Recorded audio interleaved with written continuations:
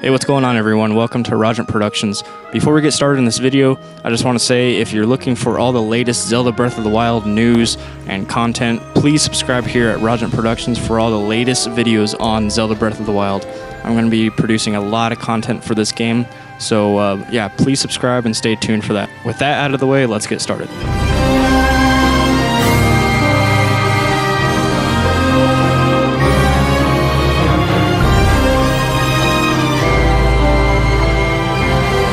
In this video, I'm going to be talking about things that none of these other Zelda channels are really talking about, like things I've seen in the gameplay and the trailer that people aren't really pointing out in their videos, and I'm really surprised none of this stuff has been brought up. But let's just get started here. First thing I want to talk about is rubies are confirmed in the game. They can't be found by cutting grass or breaking pots, but they can be obtained in treasure chests and by selling other items in like stores and villages, I'm guessing. That is confirmed by Nintendo. Another thing that is confirmed, weather will play a huge effect on the gameplay and on Link himself. The more metal you wear, the more vulnerable he will be to be struck by lightning. Also, if it's raining, rocks and other climbable objects will be harder to climb and will slow Link down due to them being slippery from the rain. This physics engine is amazing in the Zelda game, and that's why it's been delayed so long. Anuma said that the physics engine was the biggest obstacle in this game, so as we can see from the gameplay, it is phenomenal. Another thing that I've noticed, the world clock is based on a 24-hour regular clock, and each hour is a real-life minute, so it takes 24 real minutes for 24 hours to pass in the game. Also, the time increments go by 5 minutes at a time, so when you see the clock down at the map, it just goes by 5 minutes at a time. Another thing that I've noticed, there's a large floating land spot above, kind of above, not like directly above the castle, but behind it, way in the distance, and it looks like kind of like the Sky Temple in Twilight Princess did, or kind of like Skyloft in a way. I mean, all we can see is really just shadow because it's so far away, and the draw distance, it's not showing detail of this platform or whatever the fuck it is.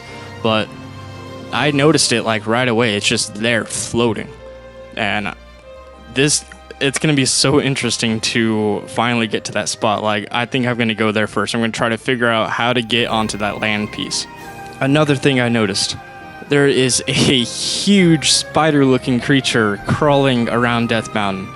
It's so easy to spot. I don't know how anyone in their videos aren't spotting this out, but here in the footage I'm showing you, you can see it just crawling around Death Mountain, and it looks like a huge fucking spider. Like, that is gonna be so epic if it's like a boss or something. I'm hoping it's a boss. Hopefully it's not a good guy, because I want to fight that spider. Like, holy shit. It looks so... Because look how big the mountain is compared to the creature. Like, it is just insane. Another thing that was confirmed by Nintendo was that in the E3 demo, a lot of characters and villages were completely removed from the Great Plateau in order for no spoilers to be revealed. So if you're like me and are worried about this Hyrule being so big but also being empty, I really don't think we have anything to worry about, since Nintendo did confirm there's going to be lots of characters and lots of towns to explore within Hyrule. Take a listen to what Nintendo had to say at the Treehouse live event. However, one of the things that you're not seeing here in the E3 version are any towns or any other characters, and there's a very specific reason for that. It's because we very specifically here at E3 don't want to go into story details and character details that might spoil the game for people. So rather than showing that off, we're focusing here on the E3 version. But I do want to reassure everyone that there are towns in the game. Once you get out into the world, you will encounter other people, and you can look forward to finding out more about their stories and the role that they play in this adventure. Another thing I noticed, it might just be my opinion, but multiple structures from Ocarina of Time and other provinces, including the castle courtyard from Ocarina of Time and the Temple of Time, are there on the plateau, like in ruins. As you can see in this reference, you can see the difference between Ocarina of Time's courtyard castle area where you first meet Zelda compared to what it looks like on Breath of the Wild. It might just be a completely different area, but in my opinion, they look very similar, and we could be looking at the ruins of Ocarina of Time's castle and Castle Town on the Great Plateau. Each shrine grants your Sheikah Slate a new ability, and there's over 100 shrines in this game. So that's going to be 100 different abilities Link can have on his Sheikah Slate. We see one is the magnesis ability, where you can lift objects with a magnet, metal objects. And another one, you can pause or freeze certain objects so that you can get across them, or you can actually freeze something and hit it. And I don't know how it works, but you freeze the item, you keep hitting it, and then once the time is up, it just goes flying. But there's going to be 100 shrines, over 100 shrines. So that's going to be 100 different abilities. Or maybe not 100 different abilities. Maybe you'll upgrade your current abilities. Like the magnesis will be able to lift more than one object at once, or something like that. Because over 100 abilities, that seems a lot to remember. Like if you come up to an area where you have to use a certain ability and you just can't remember which one to use. I don't think there's going to be over 100 abilities, but there's going to be a lot of upgrades to your Sheikah Slate, like a shit ton. And the last thing that I researched was the map size itself, and it is roughly 140 square miles in size. Okay, let's just compare that. The Skyrim map, which was huge, was about, I think it was 14 or 16 square miles in size. As we can see from the gameplay, this game is almost as big as Xenoblade Chronicles X. This game is as big as that. Nearly. Not as big, but almost.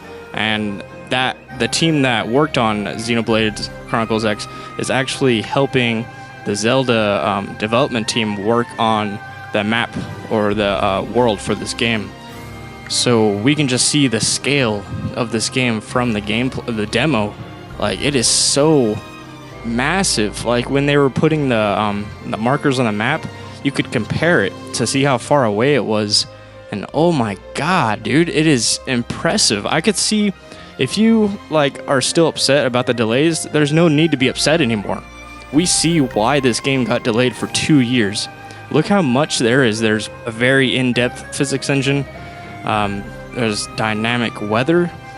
The scale of the game alone, the little details we see, even when Link walks in snow or grass, the leaves pick up from his feet, or he'll leave prints in the snow from walking in it.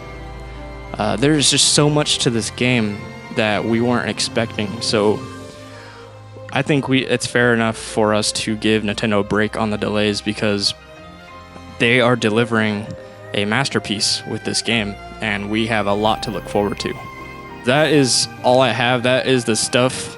Obviously there's a lot more to the game I didn't mention, but this is the unique stuff that I found that I haven't really seen anyone else talk about. If you like the video, please subscribe here at Rajant Productions for more Zelda Breath of the Wild videos just like this. I'm going to be doing a timeline theory video probably at the end of this week, so stay tuned for that. But if you like the video, please hit that like button, and I'll catch you guys in the next video.